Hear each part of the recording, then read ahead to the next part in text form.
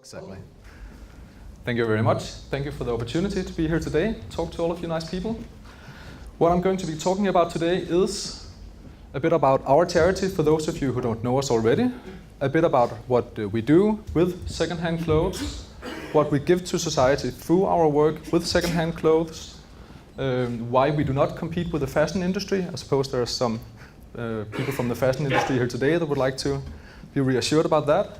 And finally, how we can work together, one of many opportunities to do that. Our charity helps homeless people, addicts and other people with special needs. We're not talking about handicapped people, we're talking about people with special social needs here. We were founded 100 years ago here in Copenhagen. We had a 100-year anniversary last year. And we're run by 8,000 volunteers and 400 employees. So we are about 20 volunteers for every hired employee at our place. We work in the streets, we work in the media, and we work with the political authorities locally and nationally. So we try to be the voice of those who do not have a voice themselves. We give voice to those who are seldom heard.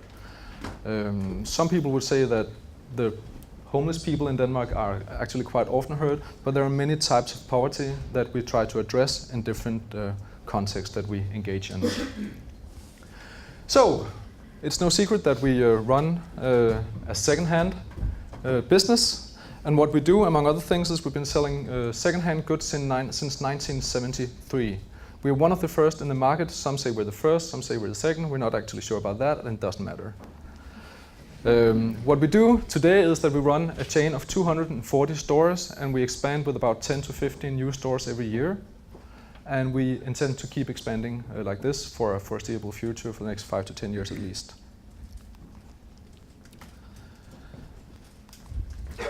Oh, it's a bit slow here. Last year, I just got the numbers last week. I was happy to see those. We grossed 109.6 million Danish kroner in sales of second-hand goods. That includes clothes, but it also includes other things, other items that we sell. And we see a yearly growth rate of about 10 to 20% every year, which is massive for the business. It's around 11% total for the recycling business in Denmark. And we handled an estimated 5,000 tons of second-hand clothes last year. It is estimated because we do not weigh it. And I would just like to address what Jonas talked about before, about the quantities that goes to different purposes here. We, compared to other people in the market from second-hand clothes, do not have that many containers around, which means that when people give clothes to us, they come into the shop and they face some of our nice volunteers, and that means that they are often more critical about which clothes they bring. So we do not have so much waste clothes. Also, some of the clothes that we have, we give to homeless people. So we have purposes in Denmark that the clothes can go to. And we help families who cannot afford clothes themselves. They're given clothes as part of Christmas help or for other occasions around the year. We expect that 80 to 90% of the clothes that we receive are used in some way. And what we do not use, we try to export. So what do we give to society through this work that we do?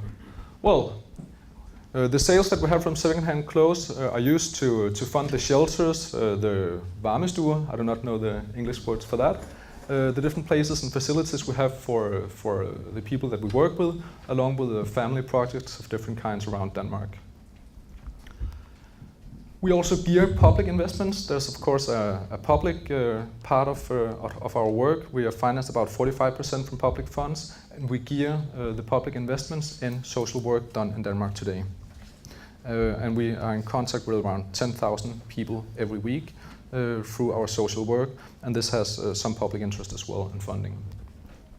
And of course, we provide an environmentally safe alternative free of charge. That is a way to get rid of your used clothes and other items that you would like to leave to us.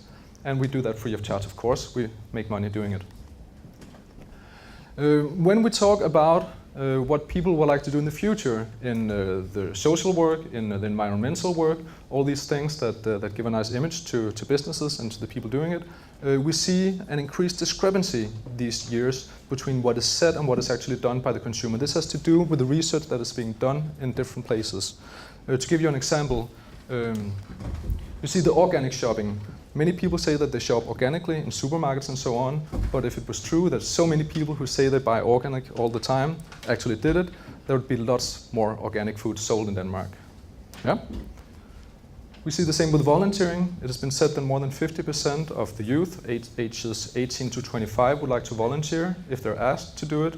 And they're asked in many different contexts, but we do not see it happening. We do see a lot of young people volunteering, and it's very nice that they do, but there is a discrepancy between what is being said in the studies and what is actually being done.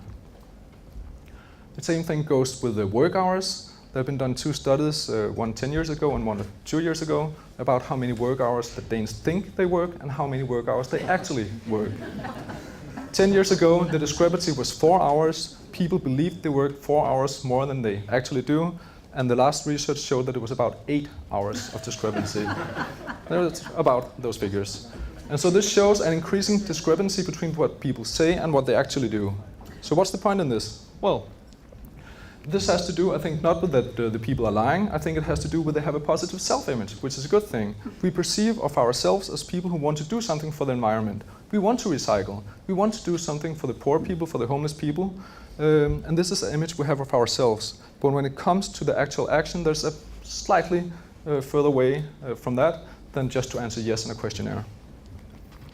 And so this means that you do not always have to trust what the studies say. All right? So when we do studies with these environmental issues, where it shows that many people would like to recycle and buy used clothes, well, it does not always happen in real life in the same amount.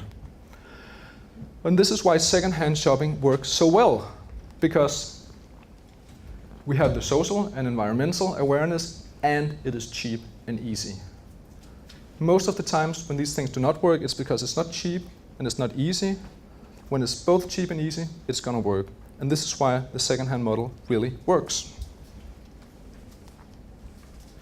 So why don't we compete with fashion? Well, this has to do with the types of customers that we see in our facilities, in our shops. And of course, there are many different kinds of customers, and you probably, some of you know people yourself, or you go there for other reasons than the ones I've listed. But when we talk about the total mass of the volume that we sell, we see these 3 groups as primary groups. That would be treasure hunters, people who want to go out and see if they can make a special find. Yeah? We also have people who either can't or either won't pay the full price for the product. And this could be because they do not have the money for it, or it could be because they see there's such a large price difference that they're not willing to pay the full price for the product. And we have political consumers. These are the kinds of consumers who would buy secondhand to help the environment or to help the particular purpose that the organization with the shops have. Like, for example, helping homeless people. These groups are not likely to be buying fashion items at full price in shops, and thus we are not competing for the same customers. These are different customers. So what does that mean in terms of cooperation? What can we do for each other, the fashion industry and the organizations? Well, how about a concept like give your old clothes to charity when you buy new?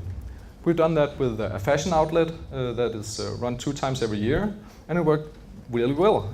Every time we get around 50 to 60 cardboard boxes full of clothes, and it gets a lot of media attention. Last year it came into the 9 o'clock news on Friday evening, and that was the best 9 o'clock news because it was right before the X Factor final. So it did get a lot of attention. Make room for new clothes in your wardrobe when you go shopping. That's another closely related concept that can be done together with the fashion industry. But altogether, this provides for the fashion industry a social and environmental image for your business, and you help homeless people at the same time. So we invite you to cooperate in the future in this subject. Thank you.